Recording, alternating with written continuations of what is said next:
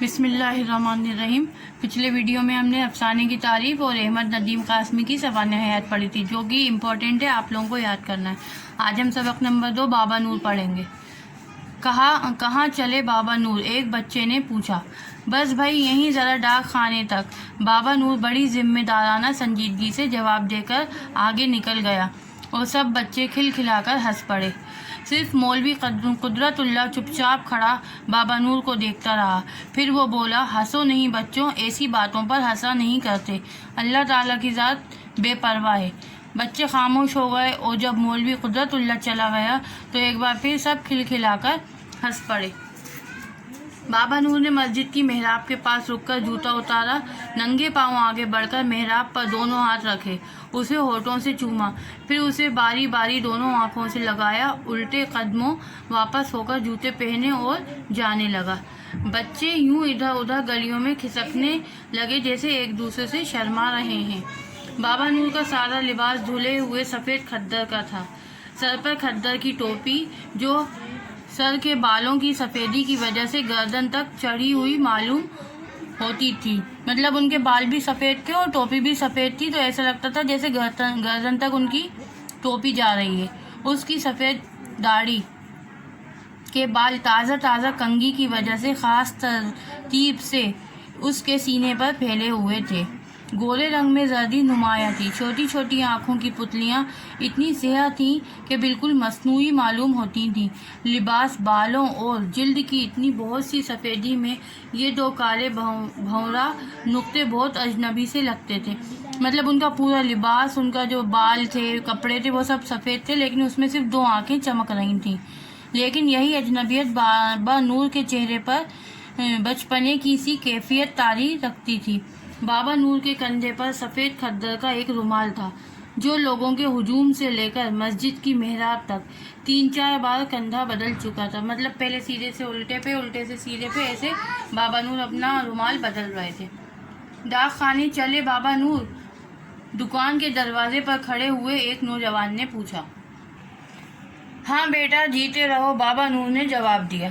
पास ही एक बच्चा खड़ा था, तड़ाक से ताली बजाकर चिल्लाया, आहा बाबा नूर डाक खाने चला, भाग जा यहाँ से। नौजवान ने बच्चे को घुड़का, मतलब चिल्लाया।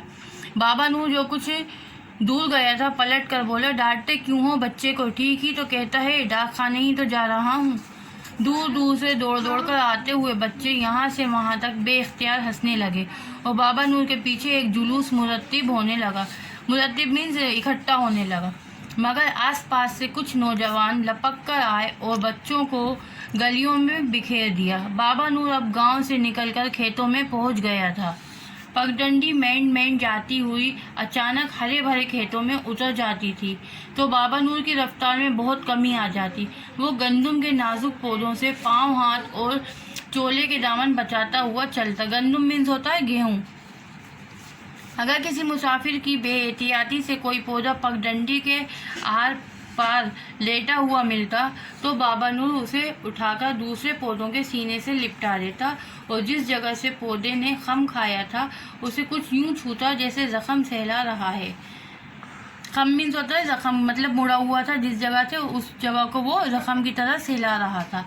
फिर वो खेत की मेड़ पर पहुंचकर तेज तेज चलने लगता। 4 किसान पगडंडी पर बैठे हुक्के के कश लगा रहे थे। एक किसान लड़की गंदुम के पौधों के दरमियान कुछ इस सफाई के साथ दराती से घास काटती फिर रही थी कि मजाल है कि जो गंदुम के किसी पौधे पर खराश आ जाए। बाबा नूर ज़रा सा रुक कर लड़की को देखने लगा। वो घास की दस्ती काट कर हाथ के पीछे ले जाती और घास को पीठ पर लटकी हुई घड़ी पर डालकर फिर दराती चलाने लगती। मतलब वो लड़की जब गेहूं के पौधों से के बीच में से घास को अलग कर रही थी, लेकिन गेहूं के पौधे उसमें से नहीं कट रहे थे। भाई कमाल है। बाबा नूर ने दूर ही से किसानों को मुखातिब किया, ये लड़की तो बिल्कुल मदारी है, इतनी लंबी दराती चला रही है। चप्पे चप्पे पर गंदुम का पौधा उग रहा है, पर दराती घास काट लेती हो, गंदुम को छूती तक नहीं। ये किसकी बेटी है? तू किसकी बेटी है बेटा? बाबा नूर ने लड़की से पूछा। लड़की ने पलट कर देखा तो एक किसान की आवाज़ आई, मेरी है बाबा। तेरी है। बाबा नूर किसानों की तरफ जाने लगा। बड़ी सयानी है, बड़ी अच्छी किसान है, खुदा हयाती लंबी करे। हयाती लंबी करे का मतलब है खुदा जिंदगी लंबी करे। हयात मीन्स होता है जिंदगी। आज कहाँ चले बाबा? लड़की के बाप ने पूछा। डाक खाने, दूसरे ने पूछा। बाबा नूर उनके पास जरा सा रुक कर बोला, मैंने कहा पूछाऊं शायद कोई चिट्ठी मिट्टी आई हो। चारों किसान खामोश हो गए। उन्होंने एक तरफ हटकर पगडंडी छोड़ दी और बाबा नूर आगे बढ़ गया। अभी वो खेत के पहले सिरे पर पहुंचा था कि लड़की की आवाज आई, लस्सी पियोगे बाबा नूर? बाबा नूर ने मुड़कर देखा और गांव से निकलने के बाद पहली बार मुस्कुराया। पी लूंगा बेटा। फिर जरा रुक कर बोला, पर देख जरा जल्दी से ला दे। डाक का मुंशी हवा के घोड़े पर सवार रहता है, चला न जाए। हवा के घोड़े पे सवार रहता है क्या मतलब है? बहुत जल्दी वो चला जाता है, मतलब 1 मिनट में गायब हो जाता है। लड़की ने घास लटकती हुई घड़ी कंधे से उतारकर वहीं खेत में रखी। फिर वो दौड़कर मेंढ पर आ गई हुई एक बेरी के पास आई। तने के ओट में पड़े हुए बर्तन को खूब छलकाया, एल्युमिनियम का कटोरा भरा और लपक कर बाबा नूर के पास जा पहुंची।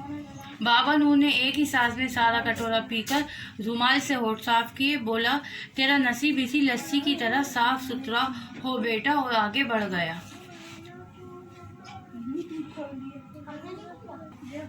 मदरसे के बरामदे में डाक का मुंशी बहुत से लोगों के दरमियान बैठा अपने रोजाना के फॉर्म पुल कर रहा था और देहातियों को मालूमात से भी मुस्तफीद कर रहा था। मुस्तफीद मतलब फायदा पहुंचा रहा था। मेरा साला वहाँ कराची में चपरासी का काम करता था। जब वो मरा है तो मुझे फातिहा के लिए कराची जाना पड़ा। बात यह है कि दोस्तों, एक बार कराची ज़रूर देख लो, चाहे वहाँ गधा गाड़ी में जुटना पड़े। इतनी मोटर कारें हैं कि हमारे गांव में चिड़िया भी नहीं होंगी। एक मोटर पर वो औरत जात बैठी है कि अल्लाह दे और अल्लाह ही ले। बंदा ना लेने में है और ना देने में। बंदों को परियों से क्या लेना देना। अल्लाह की कुदरत याद आ जाती है, नमाज पढ़ने को जी चाहने लगता है। एक सेठ कह रहा था कि बस एक बड़ी लग जाए तो कराची विलायत बन जाएगी। कहते हैं कितनी बार लाम लगने लगी पर लगते लगते रह गई। कोई ना कोई बीच में टांग अड़ा देता है। कहते हैं लाम में लोग मरेंगे। कोई पूछे, कोई लाम ना लगी तो लोग मरेंगे। लाम में गोले से मरेंगे, वैसे भूख से मर जाएंगे। ठीक है ना? ठीक ही तो है, एक देहाती बोला। पर मुंशी जी पहले ये बताओ कि लिफाफा इकन्नी का कब करोगे? मुंशी जी ने उसको समझाने के लिए सामने देखा तो उसकी नज़र एक नुक्ते पर जैसे जमकर रह गई। उसका रंग फक हो गया। फक मीन्स होता है उड़ना। रंग उड़ गया और बुझी हुई आवाज़ में बोला, बाबा नूर आ रहा है। सब लोगों ने पलटकर देखा और फिर सबके चेहरे कुम्हला गए, मतलब मुरझा गए। बच्चे मदरसे के दरवाज़ों और खिड़कियों में जमा होकर बाबा नूर की सरगोशियाँ करने लगे और मुंशी ने उन्हें डांटकर अपनी अपनी जगह बैठा दिया।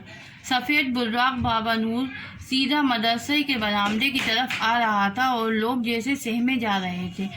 बरामदे में पहुंचकर उसने कहा, डाक आ गई मुंशी जी? आ गई बाबा, मुंशी ने जवाब दिया। मेरे बेटे की छुट्टी तो नहीं आई? बाबा ने पूछा। नहीं बाबा, मुंशी बोला। बाबा नूर चुपचाप वापस चला गया। दूर तक पगडंडी पर एक सफ़ेद धब्बा रेंगता हुआ नजर आता रहा और लोग दम बखुद बैठे उसे देखते रहे।